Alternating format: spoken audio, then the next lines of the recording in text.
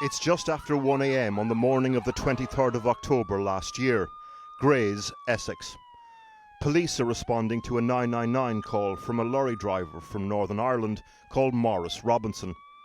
He's just opened up the back of his lorry and there are 39 bodies inside.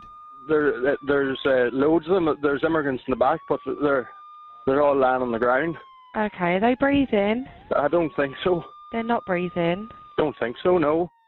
Before the 999 call, before the police arrived, Robinson parked up, opened the back of the container for the first time. And when he did, a vapour escaped. A cloud of hopes and dreams evaporated.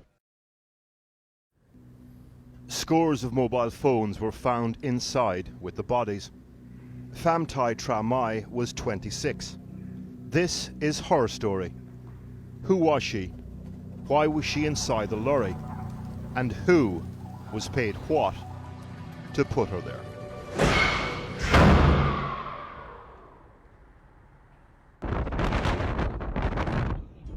A few weeks before her fatal trip, she visited the Bana Hills Golden Bridge in central Vietnam. Her two passions, travel and fashion. Like many millennials, there was a disconnect, though, between the life she projected online and the one she actually lived. But according to her father, everything else about her was completely authentic. Anh nói sớm qua với em là Tham Lý từ khi mà sinh ra lớn từ nhỏ lớn lên thì cháu ngoan hiền lắm. We first met Tra Mai's mother and father last year, just after their daughter's body was found in the lorry in Essex. The family is not particularly poor by the standards of their hometown in the province of Ha Tin, central Vietnam, but they had got into some serious debt. The expectation that every family member contributes to the family's collective wealth. So Tra Mai volunteered to go to the UK to work in a nail bar. Con bé Trà My nữa, anh nói như bố mẹ già yếu rồi.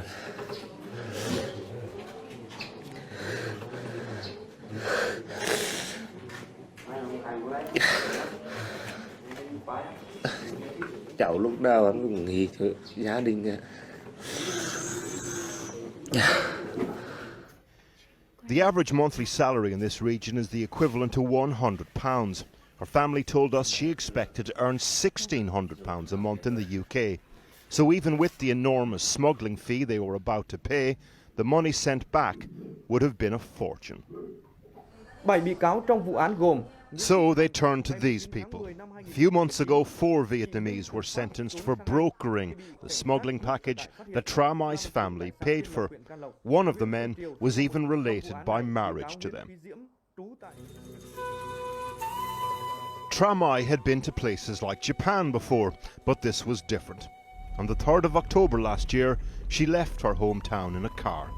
For the 26-year-old, an awfully big adventure. On her way out, past the big houses built by remittances from the UK. So how much did the family pay, and for what? They mortgaged land and opted for the most expensive smuggling package for their daughter, the most direct route. Tra Mai travelled by car and bus to China. The Vietnamese network organised a fake Chinese passport and tourist visa. She told her family she'd spent 10 days in China, then flew directly to Paris. Usually, though, smuggling routes go through Russia or Turkey, then overland to France and Belgium. The family told us they'd paid the equivalent of £16,000 for this leg alone, even photographed the bundle of US dollars they'd handed over once she'd arrived in Paris on the 16th of October. The final fatal leg of Tra Mai's journey cost an extra £14,000, Paris to London.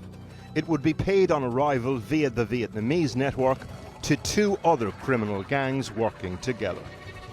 First up, the Irish.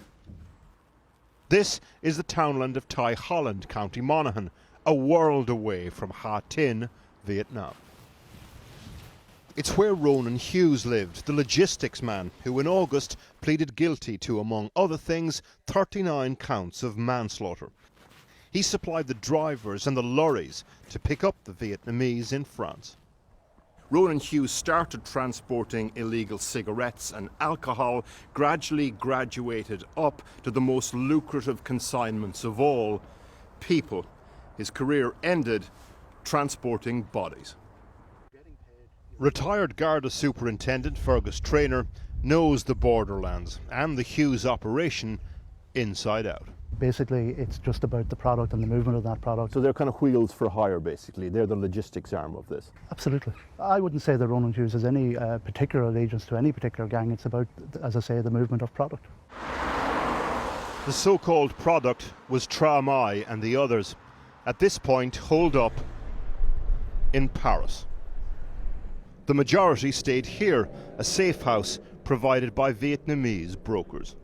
Le gestionnaire du lieu de passage, c'est lui qui organise toute la remontée de ces migrants vers le nord de la France et leur chargement dans les camions vers la Grande-Bretagne. Donc ils ont un rôle, voilà, c'est pour ça que... On the 22nd of October, Tramai and the others were picked up by a fleet of taxis and driven north. Others travelled from Brussels and Dunkirk. The rendezvous point with the Irish lorry drivers was Béarn, and this farm just outside the village. À ce niveau, il y a le mur, ils étaient juste derrière. An eyewitness told us what happened that morning on a condition of anonymity. 5 bonnes minutes plus tard, est débarqué un camion blanc frigorifique. Il s'est arrêté juste là, ici. Les personnes sont sorties de la grange en courant. Ils sont montés, les 9 sont montés. Le camion est parti. The others got on board close by. At least one person arrived late and missed the lorry that was to become an articulated coffin. The driver was Eamon Harrison, one of Ronan Hughes's men. This was a well-oiled machine. The gang had successfully smuggled people into the UK throughout October. It appears they were doing it on a near weekly basis. Nous, ce réseau, ce que je peux vous dire, c'est que il était actif depuis plusieurs années. Nous, dans le cadre de nos surveillances, il y avait au moins un passage ou une tentative de passage par semaine. Donc ça, c'est le minimum. Donc ça fait à peu près au moins une cinquantaine par an sur ce réseau-là. Donc sachant qu'il y a d'autres réseaux. The sky over this farm was probably the last natural light that Tramai and the 38 others ever saw. The lorry's refrigeration unit was switched off. The numbers of people had been doubled up. So the oxygen started running out and the temperature started to rise the moment the doors closed.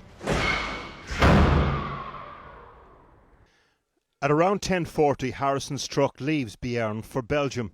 A few hours later he arrives in the port of Zeebrugge, drops the trailer off, ready to be loaded onto the cargo ship, the Clementine. It's now 26 degrees inside and there's 10 hours to go before Maurice Robinson was due to let them out on the other side.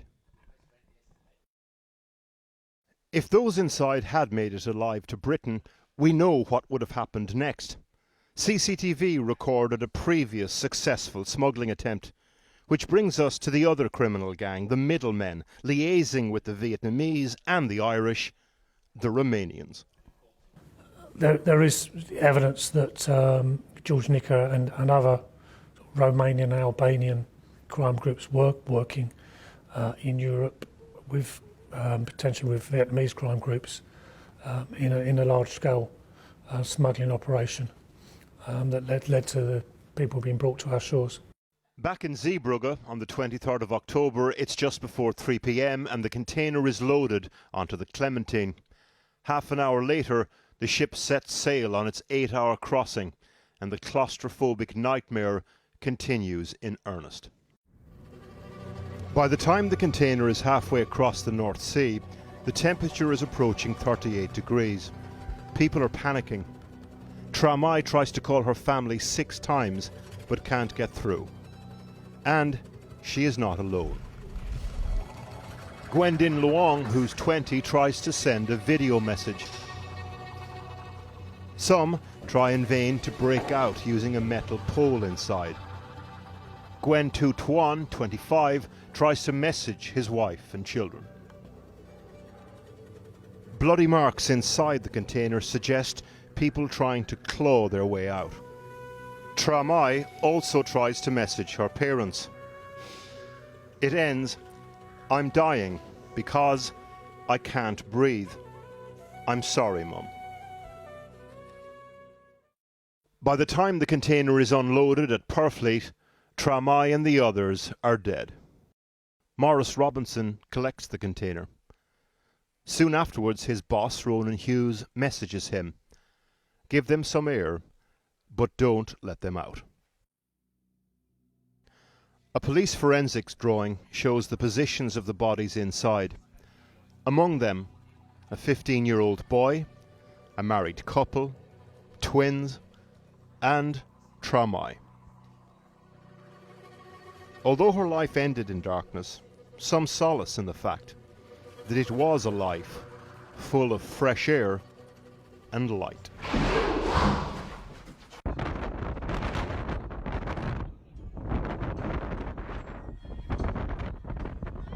Thanks for watching Crimewatch UK. Please support our channel by subscribing, liking and maybe a comment. Don't forget to press the notification bell to keep up to date with daily content.